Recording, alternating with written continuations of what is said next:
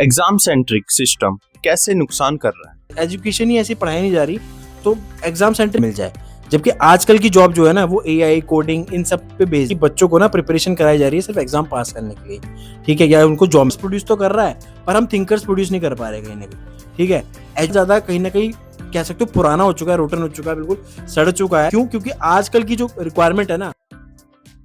Exam centric system कैसे नुकसान कर रहा है?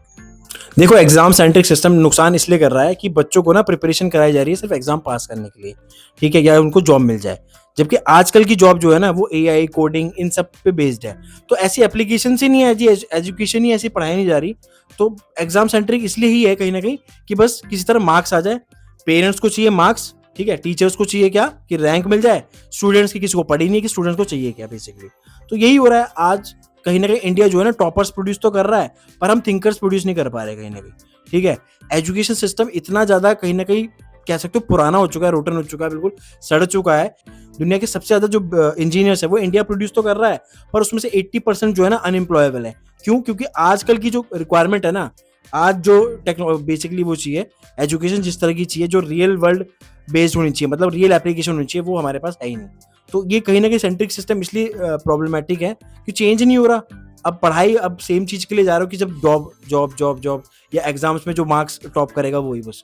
जबकि रियल वर्ल्ड कोई उसको स्किल नहीं मिल रही, कोई स्किल बेस्ड चीज नहीं वो एक्वायर कर रहा है, वो बस रट्टाफिकेशन कर रहा है, वही सेम चीज वो बार बार पढ़ा रहा है। और ये पिछले कितने सालों से चलता आ रहा है चीज।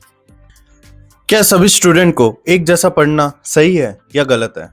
नहीं, बिल्कुल नहीं। क्योंकि देखो, आपने तारे जमीन पे मूवी देखी होगी, उसमें वो भी बोलता है जो टीचर होता है कि सब बंदे का ना, हर एक स्टूडेंट का अपना एक स्पीड होती है, अपना एक वो होता है कहीं ना। अब 5 उंगलियां बराबर नहीं होती ना हमारी, सीधी सी बात है। तो 5 उंगलियां हम कैसे एक्सपेक्ट कर सकते हैं कि बराबर हो? हर उंगली का कहीं ना कहीं अपना काम होगा। तो ऐसी हर एक स्टूडेंट अपनी पेस से ही तो बढ़ेगा। कोई जल्दी लर्न करेगा, कोई देर में लर्न करेगा। किसी को आर्ट्स पसंद होगी, किसी को साइंस पसंद होगी, किसी को कॉमर्स पसंद होगी, है ना। सब्जेक्ट वाइज भी स्टूडेंट अपने हिसाब से ही पढ़ाई करता है। तो वो ये ना, एजुकेशन भी उस तरह से होनी चाहिए पर्सनलाइज कि जिसको जिस फील्ड में जाना है उसके लिए वो करिकुलम डिसाइड हो कि भाई ये हमारे पास करिकुलम्स अवेलेबल हैं, आप इसमें जा सकते हो, इसमें जा सकते हो, इसमें जा सकते हो। पर वो आउटडेटेड बिल्कुल नहीं होनी चाहिए। और स्टूडेंट पे प्रेशर ये नहीं होना चाहिए कि भाई आपको एग्जाम क्रैक करना है बस। ठीक है, एग्जाम क्रैक करके आपको टॉपर होना है। आपको रियल थिंकिंग में भी जाना है कि कैसे नई चीजें बनाते हैं, डेवलप कैसे करते हैं, कैसे सोचते हैं। ठीक है, सिर्फ रट्टाफिकेशन पे नहीं कि बस एग्जाम पास हो गए तो आप टॉपर हो सकता है आज अब वो चीज याद कर रहे हो कल वो भूल जाओ, तो उसका कुछ फिर मतलब नहीं बनता ना, वो बेसलेस हो जाती चीज। और एजुकेशन सिस्टम जो है ना, किसी भी इकोनॉमी का, किसी भी चीज का बेसिक जो होता है ना, वो एजुकेशन ही होता है। अगर एजुकेशन अच्छी है तो बंदा ग्रो करेगा ही करेगा। तो एजुकेशन जो है ना वो बेस होता है किसी भी चीज का, चाहे वो किसी के घर की बात हो, चाहे वो किसी कंट्री की इकोनॉमी से रिलेटेड हो। अगर एजुकेशन अच्छा है तो ग्रो करेगा ही करेगा। इंडिया में जो है अभी यंगेस्ट जो है स्टूडेंट्स है, कहीं ना कहीं यंगेस्ट पॉपुलेशन हमारी है। तो अगर हमारा एजुकेशन सिस्टम इंप्रूव हो जाता है ना तो हम टॉप लीडर बन सकते हैं कहीं ना कहीं। इंफ्रास्ट्रक्चर का कितना रोल है एजुकेशन सिस्टम की कमजोरी में? देखो, इंफ्रास्ट्रक्चर भी बहुत मेजर रोल प्ले करता है। क्योंकि अभी भी बहुत से ऐसे स्कूल्स हैं इंडिया में जहाँ बेसिक फैसिलिटीज जैसे पानी हो गया, टॉयलेट हो गया, लैब्स वगैरह नहीं है। मतलब क्यूरियोसिटी वगैरह की लोग कम बात करते हैं। वही मैं बता रहा हूँ ना, पॉइंट सारा घुमा फिरा के वही आता है कि किताबी ज्ञान ही करते हैं, प्रैक्टिकल नॉलेज नहीं लेते हैं, थ्योरी पे ही जाते हैं। ठीक है, और बहुत सारे ऐसे स्कूल अभी धीरे धीरे हो रहे हैं इवॉल्व, जो कि बाकी लर्निंग्स को भी अपॉर्चुनिटी दे रहे हैं कि भाई एआई कोडिंग वगैरह, और बहुत कम एज से ही शुरू कर रहे हैं वो चीज़।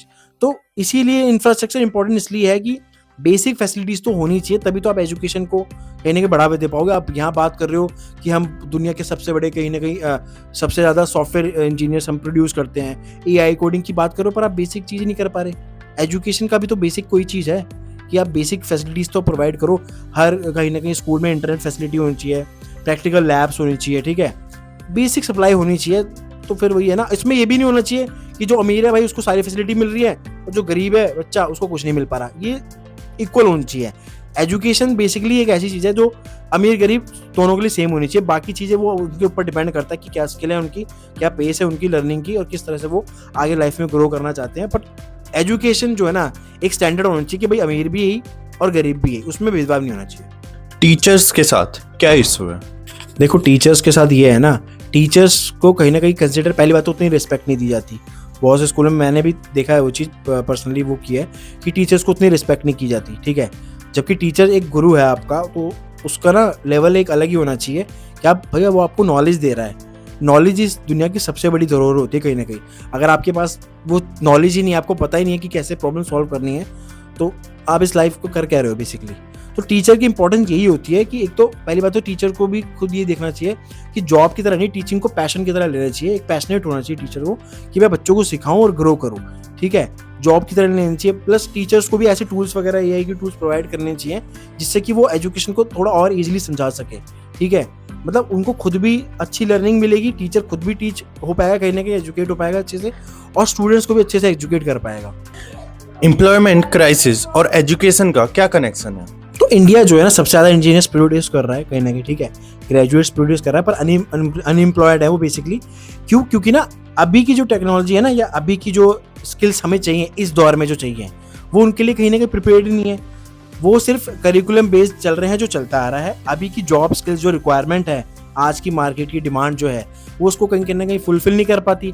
तो कंपनीज वगैरह जो हायर करती है, वो इंजीनियर्स वगैरह को, जो भी उन्होंने एम्प्लॉय हायर किया ना, उसको दोबारा ट्रेन करना पड़ता है कहने। क्यों? क्योंकि वो तो रट्टाफिकेशन करके, मैक्सिमम की बात कर रहा हूँ मैं, सबकी बात नहीं कर रहा, मैक्सिमम जो है वो रट्टाफिकेशन करके वो आए होते हैं यहाँ पर। तो बेसिकली प्रॉब्लम यही है, रूट कॉज जो मैंने बताया ना, वो रूट लर्निंग ही है। क्योंकि जब तक रियल लाइफ बेस्ड आज के ज़माने की चीज़ें नहीं हम अडेप्ट कर पाएंगे, जो कि कंपनीज डिमांड कर रही हैं, समझ रहे हो। आज ये कंपनी डिमांड करती है आपसे कि भाई एआई सीखा हुआ वो बंदा एआई तो छोड़ो, बंदा अभी कोडिंग पे ही अटका पड़ा है, ठीक है। तो कैसे वो कोप अप कर पाएगा उस चीज़ों को ना। तो एम्प्लॉयमेंट इसलिए तो ज़्यादा कहीं ना कहीं अनएम्प्लॉयड हो रहे हैं लोग। क्यों? क्योंकि मैक्सिमम लोग जो हैं 80-90% तो हैं क्वालिफाइड, तो हैं ग्रेजुएट्स तो हैं, पर जॉब नहीं है उनके पास। क्वालिफाइड उस हिसाब से है ना, जो हमारा सिस्टम ही जो पुराना है उस हिसाब से क्वालिफाइड है। आज के सिस्टम के हिसाब से क्वालिफाइड होती तो ये नंबर काफ़ी कम होता। तो सबसे बड़ा रीज़न उसका कहीं ना कहीं यही है कि रिफॉर्म की बहुत ज़्यादा नीड है। मेंटल हेल्थ भी एजुकेशन से लिंक्ड कैसे है? एक स्टूडेंट जो है जब वो पढ़ाई करता है, उस पर पेरेंट्स का प्रेशर होता है, टीचर्स का प्रेशर होता है, कंपटीशन होता है, मेरा दोस्त पास हो गया मैं फेल हो गया, रट्टाफिकेशन करता है, वो पढ़ता है, उसको मेंटल प्रेशर इसलिए होता है कि उसको कहीं ना कहीं स्केल अप करना है, नेक्स्ट क्लास में जाना है। टीचर्स अलग होमवर्क, क्लास वर्क जो भी देते हैं, वो वर्किंग लोड अलग होता है, ठीक है। पेरेंट्स के एक्सपेक्टेशन पे उतरना पड़ता है। तो बंदा अंदर ही अंदर कहीं ना उस पर एक चैलेंज ले लेता है। उसको ठीक है एजुकेशन में प्रेशर होना चाहिए, पर प्रेशर उतना भी नहीं ना कि मेंटल हेल्थ आपकी खराब कर दे। आप लो सीरियसली लाइफ को कि ठीक है मुझे भाई फाइट बैक करना है, मुझे अच्छे से पढ़ना है, मुझे आगे ग्रो करना है। बट उसको इतना दिमाग में अगर आप बिठा लोगे तो मेंटल हेल्थ इशू आएंगे, डिप्रेशन आएगा, एंग्जाइटी आएगा, सुसाइड केसेस भी इसी वजह से बढ़ते हैं, बहुत ज़्यादा इसी वजह से बढ़ते हैं। क्योंकि ना आपने एजुकेशन को बस ये सोच लिया कि अगर मैं एग्जाम में फेल हो गया तो मैं लाइफ में फेल हो गया, जबकि ऐसा बिल्कुल नहीं है। 3 इडियट्स मूवी में भी हमें यही सिखाया गया है कि भाई एक्सीलेंस का पीछे करो, मतलब आप अपने आप को उतना कामयाब बनाओ, चीज़ें आपके पीछे अपने आप आएंगी। पर आप अगर रट्टू पोपट बन जाओगे, रट्टाफिकेशन करते रहोगे, तो हो सकता है आप अभी के एग्जाम में पास हो भी जाओ, जो कि बहुत लोग हो जाते हैं। लाइफ के एग्जाम में उनकी बैंड बजती है। तो मेन पर्पज़ यही है कि एजुकेशन या कह लो एग्जाम्स को ना उतने ही प्रेशर मिल लो जितना भी हिल सको।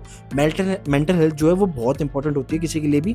एक्सपेक्टेशन में खरा उतरो, अच्छी बात है, पर फेलियर को ना कभी भी ये मत समझो कि भाई आप फेल हो गए लाइफ में। तो मेंटल हेल्थ का बेसिकली यही रोल होता है कहीं ना कहीं। तो मेंटल हेल्थ भी आपकी अच्छी रहनी चाहिए, तभी आप फोकस कर पाओगे ना कहीं।